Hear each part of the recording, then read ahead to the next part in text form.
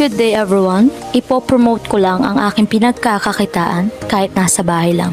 Ito ay hindi basta easy money, kundi investment platforms. So, are you familiar with investment platforms? Kung hindi pa, let me tell you about this platform. These platforms are not a long-term income. Hindi rin natin masasabing legit or scam. Pero dapat alam natin yung mga strategy ng bawat investment platforms.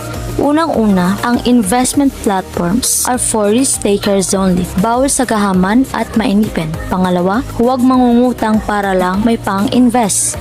Pangatlo, mag-research muna bago mag-take ng risk. Pang-apat, magsimula sa maliit na puhunan.